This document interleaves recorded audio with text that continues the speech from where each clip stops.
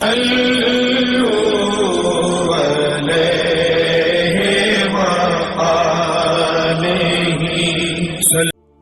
بخاری حدیث نمبر 51۔ ہرقل روم کے بادشاہ نے ان سے کہا، میں تم سے پوچھتا تھا کہ اس رسول کے ماننے والے بڑھ رہے ہیں یا گھٹ رہے ہیں؟ تو نے جواب میں بتلایا کہ وہ بڑھ رہے ہیں۔ ٹھیک ہے، ایمان کا یہی حال رہتا ہے یہاں تک کہ وہ پورا ہو جائے۔ اور میں نے تجھ سے پوچھا تھا کہ کوئی اس کے دین میں آ کر پھر اس کو برا جان کر پھر جاتا ہے؟ تو نے کہا نہیں۔ اور ایمان کا یہی حال ہے، جب اس کی خوشی دل میں سما جاتی ہے تو پھر اس کا کوئی برابر نہیں سمجھ سکتا۔ صحیح بخاری حدیث نمبر 52۔ حضرت محمد صلی اللہ علیہ وسلم سے سنا کہ آپ صلی اللہ علیہ وسلم فرما رہے تھے، حلال کھلا ہوا ہے اور حرام بھی کھلا ہوا ہے، اور ان دونوں کے درمیان بعض چیزیں شبہ کی ہیں جن کو بہت لوگ نہیں جانتے کہ حلال ہے یا حرام۔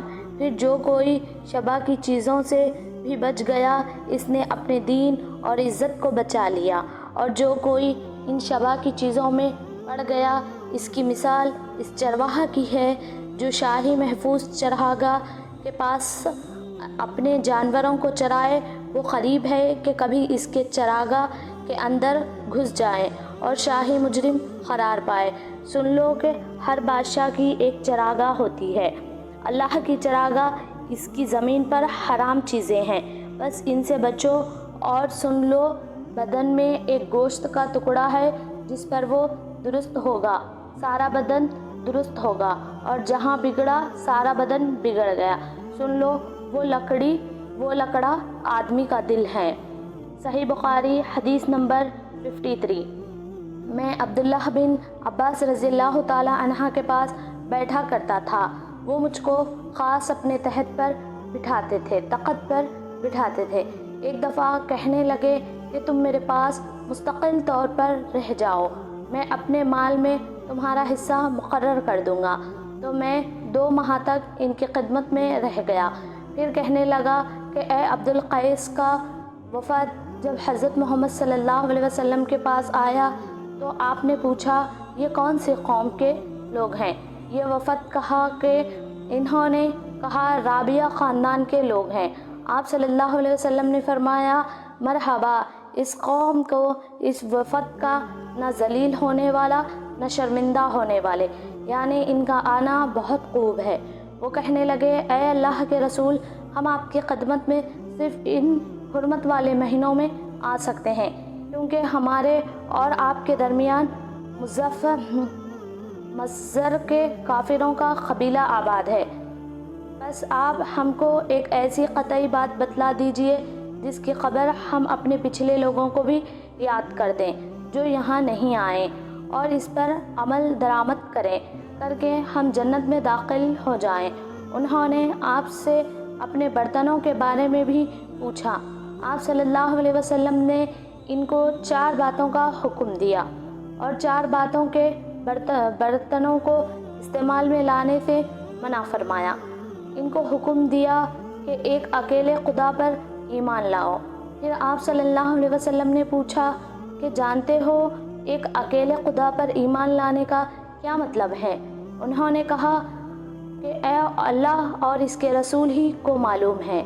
آپ نے فرمایا، اس بات کی گواہی دینا کہ اللہ کے سوا کوئی معبود نہیں، یہ کہ حضرت محمد صلی اللہ علیہ وسلم اس کے سچے رسول ہیں، اور نماز قائم کرنا اور زکوٰۃ ادا کرنا اور رمضان کے روزے رکھنا، اور مال غنیمت سے جو ملے اس کا 5واں حصہ مسلمانوں کے بیت المال میں داخل کرنا، اور 4 برتنوں کے استعمال سے آپ صلی اللہ علیہ وسلم نے ان کو منع فرمایا، سبز لاکھی مرتبان سے اور کدو کے بنائے ہوئے برتن سے، لکڑی کے کھودے ہوئے برتن سے اور روغنی برتن سے، اور فرمایا کہ ان باتوں کو حفظ کر لو اور ان لوگوں کو بھی بتلا دینا جو تم سے پیچھے ہیں اور یہاں نہیں آئے۔ صحیح بخاری حدیث نمبر 54۔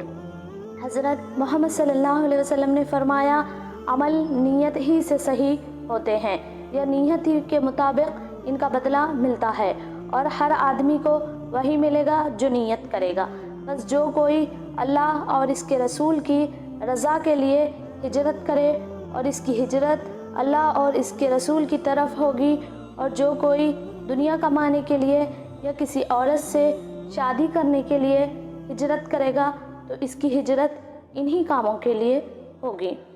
صحیح بخاری حدیث نمبر 55۔ انہوں نے حضرت محمد صلی اللہ علیہ وسلم سے پوچھا کہ آپ نے فرمایا جب آدمی ثواب کی نیت سے اپنے اہل و عیال پر خرچ کرے بس وہ بھی اس کے لیے صدقہ ہے۔ صحیح بخاری حدیث نمبر 56۔ حضرت محمد صلی اللہ علیہ وسلم نے فرمایا بے شک تو جو کچھ خرچ کرے اور اس سے تیری نیت اللہ کی رضا حاصل کرنے کی ہو تو تجھ کو اس کا ثواب ملے گا، یہاں تک کہ اس پر جو بھی تو اپنی بیوی کے منہ میں نوالا ڈالے۔ صحیح بخاری حدیث نمبر 57۔ حضرت محمد صلی اللہ علیہ وسلم سے میں نے نماز قائم کرنے اور زکوٰۃ ادا کرنے اور ہر مسلمان کی خیر خواہی کرنے پر بیعت کی۔ صحیح بخاری حدیث نمبر 58۔ جس دن مغیرہ بن شعبہ کے حاکم کوفہ کا انتقال ہوا وہ خطبہ کے لیے کھڑے ہوئے اور اللہ کی تعریف اور خوبی بیان کی اور کہا تم کو اکیلے اللہ کا ڈر رکھنا چاہیے، اس کا کوئی شریک نہیں، اور تحمل اور اطمینان سے رہنا چاہیے اس وقت تک کہ کوئی دوسرا حاکم تمہارے اوپر آئے، اور وہ بھی ابھی آنے والا ہے۔ پھر فرمایا کہ اپنے مرنے والے حاکم کے لیے دعائے مغفرت کرو کیونکہ وہ مغیرہ بھی معافی کو پسند کرتا تھا۔ پھر کہا اس کے بعد تم کو معلوم ہونا چاہیے کہ میں ایک دفعہ حضرت محمد صلی اللہ علیہ وسلم کے پاس آیا اور میں نے عرض کیا کہ میں آپ سے اسلام پر بیعت کرتا ہوں، آپ مجھ سے ہر مسلمان کی خیر خواہی کے لیے شرط ہیں، بس میں نے اس شرط پر آپ سے بیعت کر لی، بس اس مسجد کے رب کی قسم کہ میں تمہارا خیر خواہ ہوں۔ پھر استغفار کیا اور ممبر سے اتر آئے۔ صحیح بخاری حدیث نمبر 59۔ ایک بار حضرت محمد صلی اللہ علیہ وسلم لوگوں میں بیٹھے ہوئے ان سے باتیں کر رہے تھے، اتنے میں ایک دیہاتی آپ کے پاس آیا اور پوچھنے لگا کہ قیامت کب آئے گی۔ آپ صلی اللہ علیہ وسلم اپنی گفتگو میں مصروف رہے۔ بعض لوگ جو مجلس میں تھے کہنے لگے آپ صلی اللہ علیہ وسلم نے دیہاتی کی بات سنی لیکن پسند نہیں کی، اور بعض کہنے لگے کہ نہیں بلکہ آپ نے اس کی بات سنی ہی نہیں۔ جب اپنی باتیں پوری کر چکے تو میں سمجھتا ہوں کہ آپ صلی اللہ علیہ وسلم نے یوں فرمایا وہ قیامت کے بارے میں پوچھنے والا کہاں گیا؟ اس دیہاتی نے کہا حضور میں موجود ہوں۔ آپ صلی اللہ علیہ وسلم نے فرمایا کہ جب امانت ایمانداری دنیا سے اٹھ جائیں تو قیامت قائم ہونے کا انتظار کر۔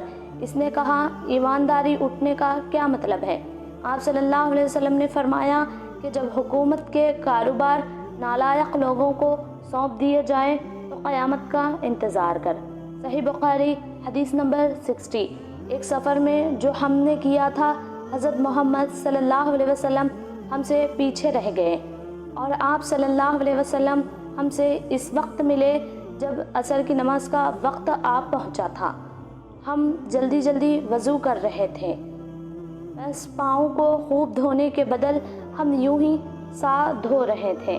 یہ حال دیکھ کر آپ صلی اللہ علیہ وسلم نے بلند آواز سے پکارا دیکھو ایڑیوں کی خرابی دوزخ سے ہونے والی ہے۔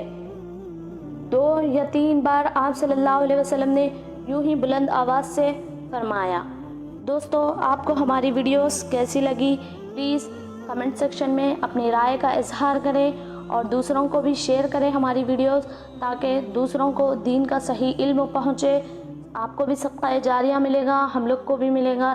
جزاکم اللہ خیر دوستو۔